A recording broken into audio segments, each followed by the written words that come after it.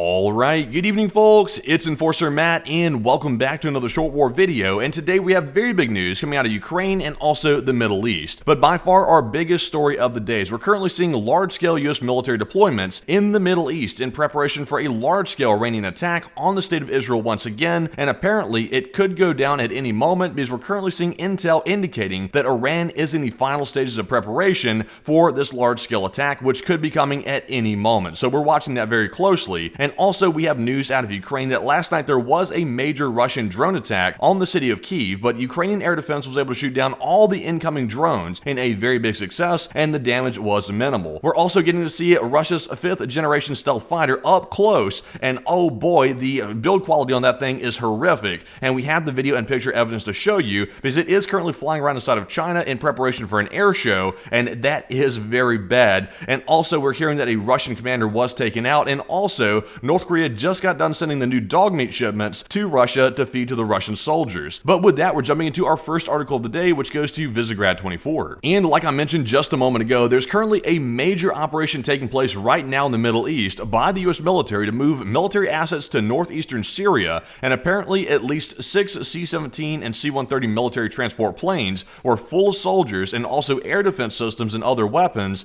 and they all landed in northeastern Syria at the 48-hour zone right here, which is apparently something that just happened a moment ago, and we have the video evidence coming out. So let's take a look. So as you can see right here, there are those cargo planes landing in northeastern Syria, which are allegedly full of military shipments, including soldiers as well, and those are being moved into the region to get ready to support Israel's defense if Iran launches that large-scale attack very shortly, which it looks very likely that might happen. And we're seeing here, once again, going down the road are large convoys of military equipment on the back of these semi-trucks, which are heading out right now, including fuel and other things as well, and they are moving out. So once again, more proof that deployments are happening in the Middle East right now by the US military. But with that, we also have more evidence here in this post from Ocean Defender, because Israeli sources are now claiming that a squadron of F-15E multi-role strike fighters with the US Air Force were hastily deployed from the UK to the Middle East this morning after preparations for a possible imminent attack against Israel were observed inside of Iran. And real quick, just to recap what's been going on with this, because in case you have not been keeping up with it, the Iranians have agreed to basically go ahead and start launching attacks on Israel, and also Israel said that they're going to start launching attacks on Iran as well for the attack on Netanyahu's house that happened just a few weeks back. So right now things are about to pop off in the Middle East yet again for the 5th or 6th time between Iran and Israel. So currently we're waiting for the first round of attacks from the Iranian government, and that apparently is coming very soon according to these hastily deployed military fighter jets to the Middle East by the US Air Force. So very interesting and disturbing to see, and we will be watching that closely. But moving into our next post here, this one goes to Apex News, and once again, like we said, the US moved a squadron of those F-15Es to the Middle East, which was reported by Con News, and this was following last week's arrival of dozens of fighter jets and also, most importantly, 6 B-52 strategic bombers. And we still don't know why those B-52s have been deployed to the Middle East, because of course those are long-range strategic bombers, and typically unless the US was ready to go in and bomb Iran, maybe in a preemptive strike, then I'm really not sure why the B-52s are actually there except for a show of force or a bluff by the United States to get Iran to back down. But nonetheless, they are there and they were deployed last week, and now we're seeing even more taking off here from the UK, as you can see on the map, and heading all the way down to Israel to deliver more military equipment and also cargo as well. So very interesting to see. But moving on here to our next post, this one's going to go to Ocean Defender once again. And we're also seeing the hostilities continue to pop off between the proxy forces of Iran and also Israel, because this morning over 50 rockets were fired by the proxy force at the city of Haifa and other communities in northwestern Israel earlier today, with several being intercepted while others landed within the cities of Kiryat Motzen and also Kiryat Yam to the north of Haifa, causing a number of fires. So let's take a look at the video and see the extent of the damage. And right here you can hear the sirens in the background. There was one of those rockets from the proxy force hitting inside of Israel, and it looks like this is some type of living arrangements or quarters for the Israeli civilians. So once again, it's hitting a target which is not a military target, and this is why we're seeing Israel get ready for this upcoming attack, because once the proxies start attacking in small skirmishes like this, you usually see Iran follow up with something, and considering Iran is saying that they will attack very soon, this is probably a probing attempt or some type of attack like that to see how Israel is going to respond. respond. But once again, apparently the Iron Dome did fail on this one instance right here because a rocket did make it through and hit a target, which is not good to see, but that did occur according to the video evidence. And nonetheless, we are moving on to our next post here, and this one is actually going to go to Nexta because that's all of our Israeli news at the moment. Of course, we'll keep a close eye on that situation between Iran and Israel because it will pop off at any moment. But of course, moving on here to our Ukraine news from Nexta, we also heard that at night, Kyiv was attacked again by drones from the Russian side, and fires broke out in 5 districts of the city, and 2 people were injured. And while certainly this is not good news that Russia once again attacked civilian targets inside of Ukraine, the good news is that according to the military administration, the air alert in the city lasted only 8 hours, and more than 3 dozen UAVs were shot down in the airspace above Kyiv and on the outskirts of the city. So right now, according to preliminary reports, pretty much all the UAVs were shot down, and all the damage caused was actually from the drone debris, which fell from the sky once Ukraine was able to take them out. So we did see here in this one photo that there was a fire on top of a building, and luckily there were only 2 people injured in all of these fires around Kyiv, and the Ukrainian fire department was able to come in and put out these fires relatively quickly, and now it is no longer an issue. But once again, Russia did launch an attack last night, and in our next post here, which goes to Status 6 Military and Conflict News, we did see video evidence of the Ukrainian air defenses engaging Russian Shahed 136 and Jiran 2 long-range attack drones over Kyiv. So let's take a look and see the interceptions. So of course this footage is very dim, but you can see out here in the distance there are explosions happening in the sky. And you can also hear in the background the explosions from those drones being taken out by Ukrainian air defense. So once again, one thing the Russians do not have is really good air defense at this point. Their air defense is really lacking in several different areas, and right now we're seeing that Ukrainian air defense is doing quite well because the West has stepped up and provided a ton of AD to Ukraine in the last couple of months, which is certainly a very good thing to see because we see it in action, saving lives right there. But moving on to our next post, we also have more footage of the Ukrainian air defense taking out Russian Shahed drones in the Sumy region, and let's take a look at the video. And right there you can see the drone coming in.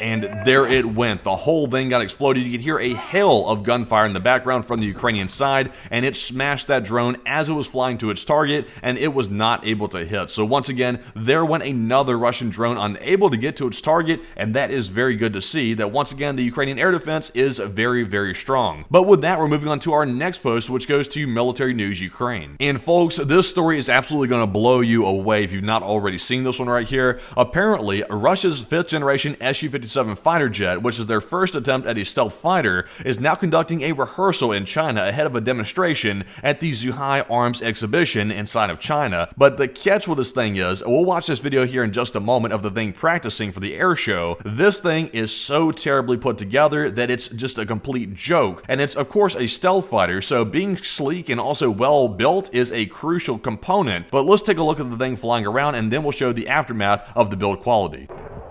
So as you can see right there, there's the Su-57 flying around inside of China at this air show.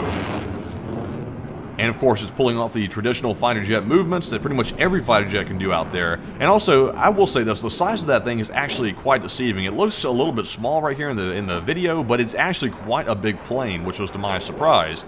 And it's going in loops, and it's going right over the airfield as well. It's pulling apparently an elevation maneuver here, and then it's going straight up in the sky, and it's apparently thinking this is showing off. And I guess for the Russians, I guess that is showing off. But nonetheless, we're going to move on here to show you the build quality of this thing, because that's where the real harbor comes into play. And moving on to our next post, which goes to Wars of the World, we can see the up-close videos of the Russian Su-57 on display this weekend at the air show, and it's that good old Russian engineering, lots and lots of screws, and some parts that don't even look stealth whatsoever. So we're about to take a look at the video walking around this aircraft right here, but first of all, let's look at this picture. This is crazy. It looks like the plane doesn't even have like the spackling or whatever's supposed to go in between the crevices here in the welds of the aircraft, and also those look like wood screws that have been screwed into the side of that plane and then slathered with paint. Like, this is unbelievable. Like, the build quality on this thing, this is the top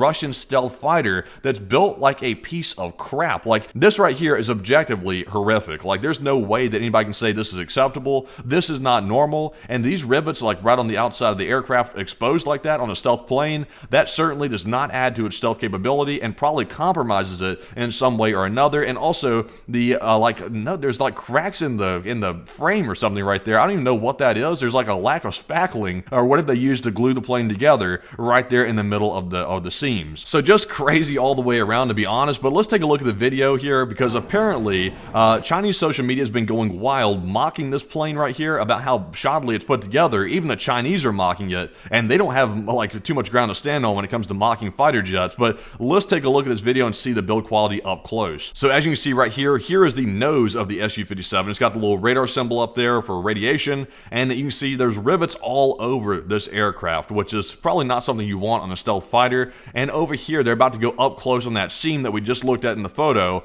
and my goodness, that is just so bad. They're even pointing at it in disbelief as well, the person videoing this thing.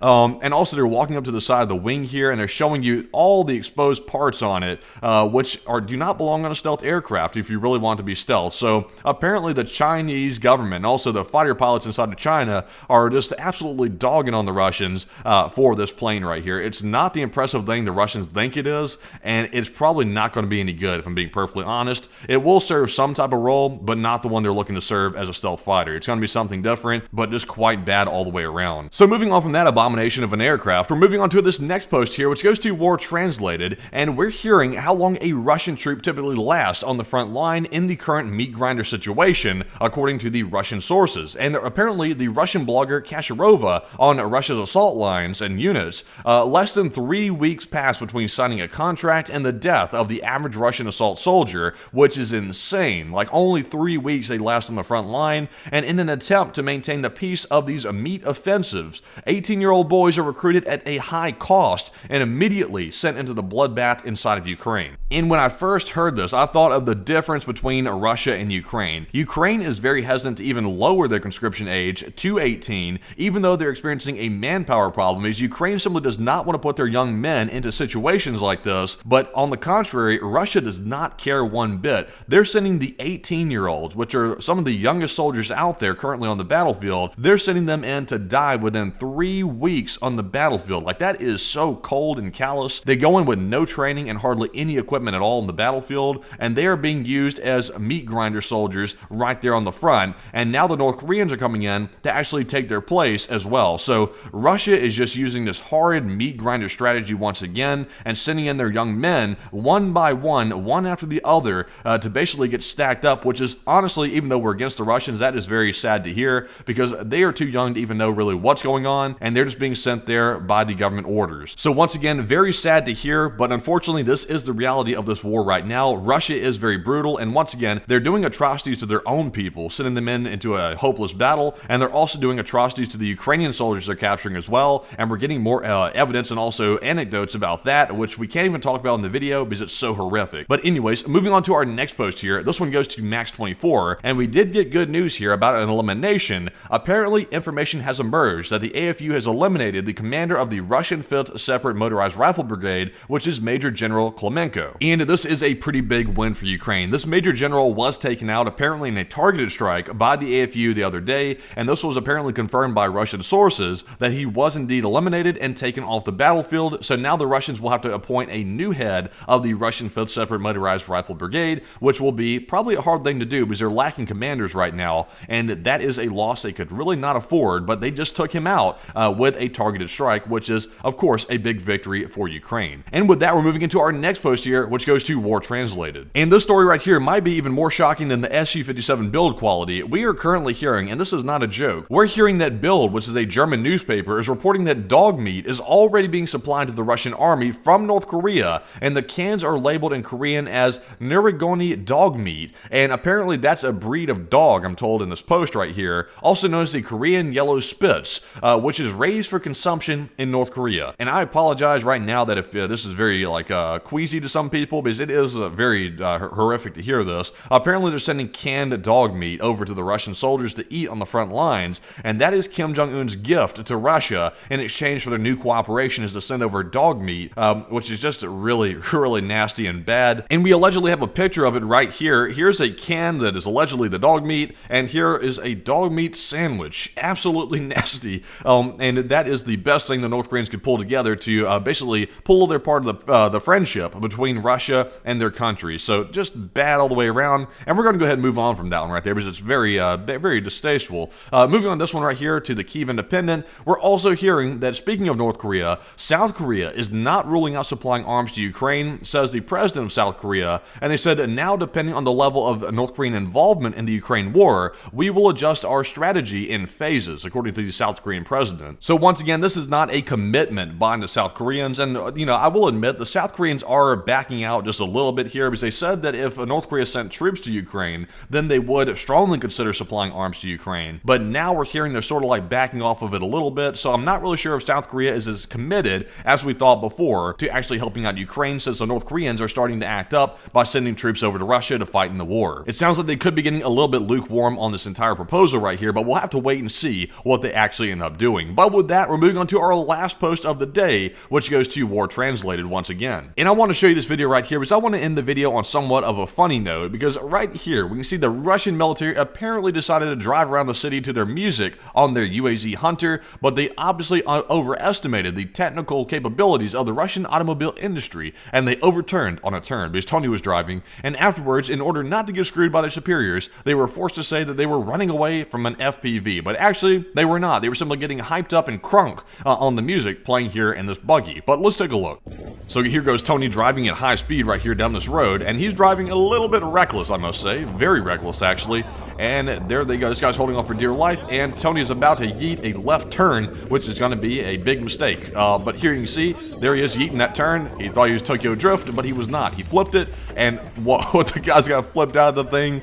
The guy says, everybody alive? Come on, it was not that bad of a turnover, but he was being very dramatic there. But he flipped the whole thing over, knocked all their stuff out of the UAZ, and they were all blasting their music while they were cruising through this battlefield situation, acting like clowns. So, once again, a very funny way to end the video with the Russians doing another epic fail. But with that, that is actually our last post of the day. So that is the end of the video, but nonetheless, if you made it to this point in the video, go down to the comment section below and put down their MRSA for Make Russia Small Again, and flood the chat with that and make it go crazy down there. Also, smack the like button as well to show us that you enjoyed the short war video, and be sure to join us again at 10 p.m. Eastern tonight to watch the rest of the news coming out throughout the day, because we will have all that news tonight on our stream, and be sure to join us then as well. And also, if you want to support us financially, you can do so on our Patreon page, and the link is in the description below for Patreon, where you can go over there and sign up for a monthly membership and support the channel that way, which is a very big help, as we're largely crowdfunded by the viewers, and it's you, the viewers, that make this all possible. So once again, we'll see you all tonight, and bye-bye for now.